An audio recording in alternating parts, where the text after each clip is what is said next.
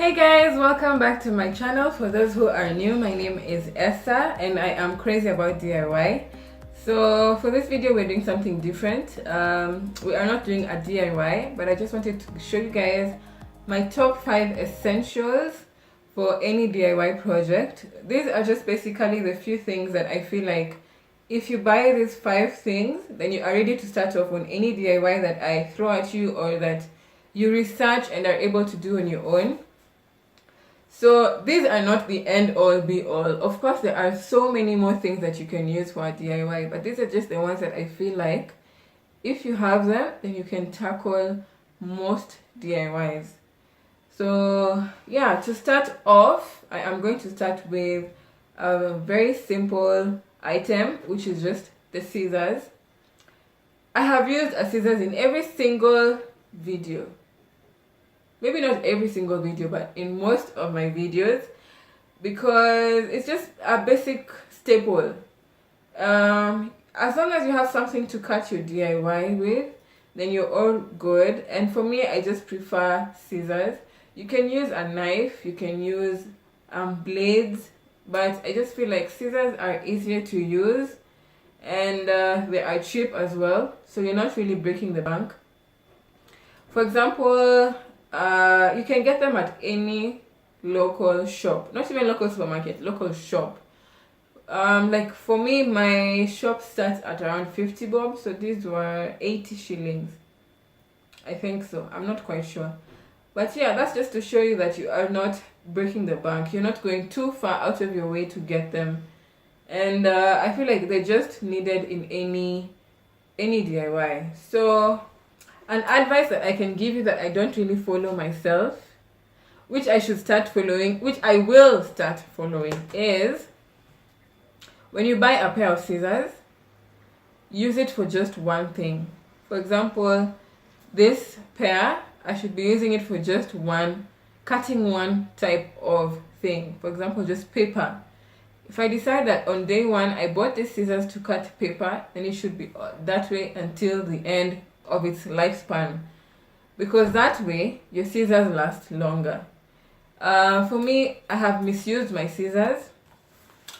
I have cut every single item with it: metal, paper, material, yarn. So don't be like me, be like what I want to be and just use it for different things. So yeah, that's basically an advice I would give you. And then after scissors, what I feel like is most important after that is glue. For most DIYs, you are going to use something to bind one item or another together. And not every DIY requires that. Like my DIY cement projects, they didn't require glue. But most of the DIYs that I have done required glue. So I feel like it's a staple. It's something that you need to have in the house, just in case you have a DIY that will need glue. But most DIYs do use glue, so I would advise you to buy. And also, glues are not too expensive, so you can get any. And then there are different types of glues for everything.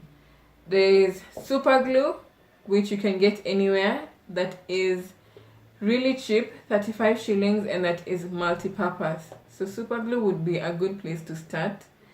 And then there is book binding glue, which you guys saw me use in my which project was that? The yarn project, my very first video. I used this glue, and this glue is basically just for light projects. For example, paper, the yarn, things that are not supposed to be held, things that are not heavy, too heavy.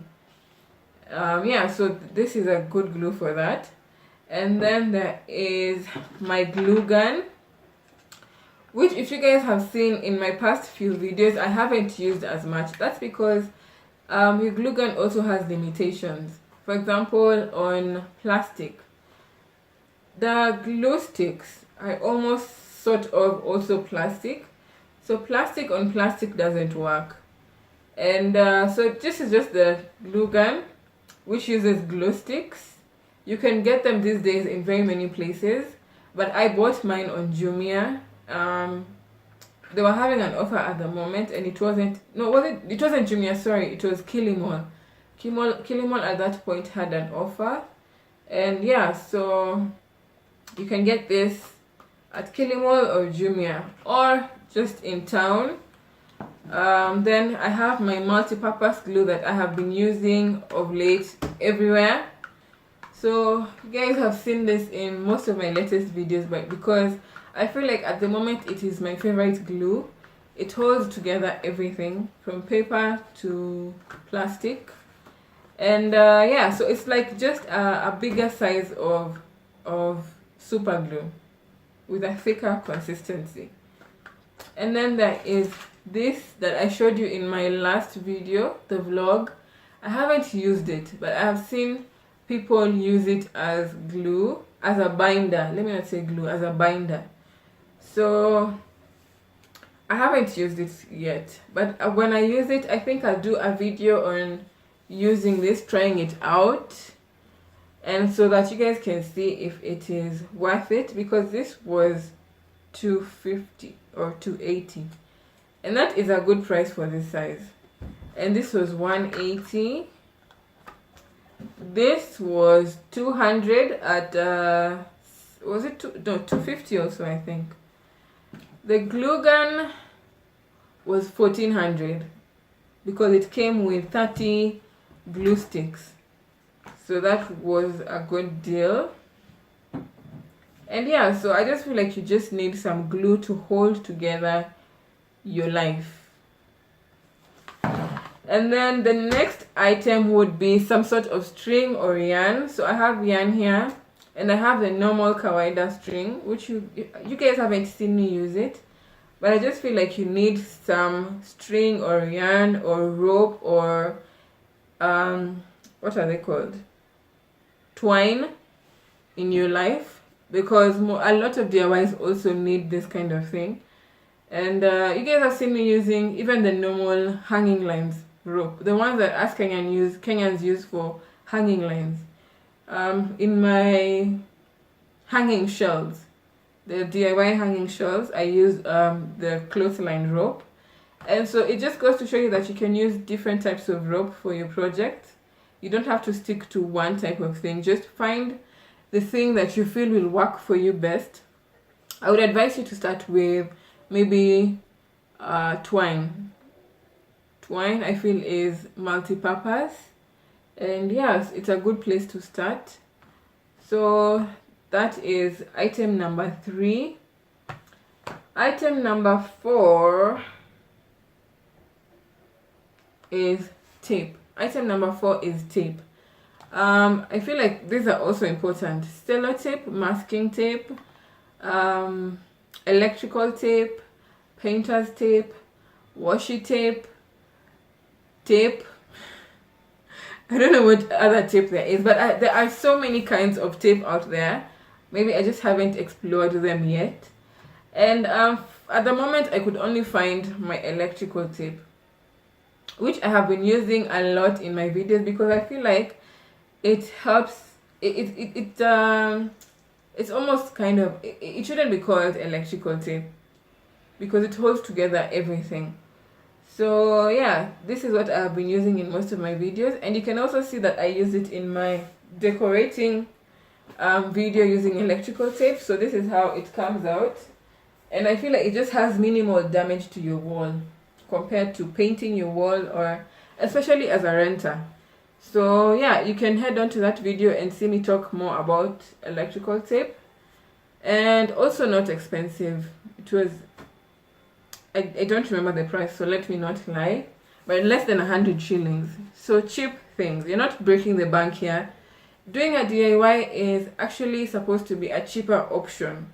So if you're going to spend more than what you would spend on buying something, then it really doesn't make sense. DIYs for me, I'm not saying it's like that for everyone. There's some people who have money to spend and they want to do the project. But for me, I just feel like DIYs should be a cheaper option that still look good. So yeah. I haven't come across anything that can't be spray painted. For example, you guys saw in my last video, I was spray painting my bag. So if I can spray paint a bag, what can't I spray paint? Like even my sister was like, why when I spray paint Yako? Because I've used spray paint on so many things. And yeah, so spray paint is just a good place to start. I'll just show you my 3 basic colors that I have used for almost everything. The good thing about spray paint is you're not going to buy all the colors on the shelf again, because you're just going to use what goes with your scheme. For me, most of my decor I would like to be either pink or gold, so I would buy most of the things you can get in pink, but not many things you can get in gold. So that is where the gold spray paint comes in. And the prices, like I told you, especially where I buy them, which is Kamindi, is between 200 and 350. But you can go upwards depending on where you live. So yeah, so spray paint is one of the types of paint, which is the best place to start. And then I also have powder paint, which I haven't used much, so I wouldn't really advise you to buy powder paint, because like this I only used once, which really wasn't necessary. Then there is acrylic paint, which I have never used again. There's so many kinds of paint, but for me, I just feel like the best place to start is spray paint. You can't go wrong with spray paint. Yeah, so basically that's it. That's my DIY top 5 essentials.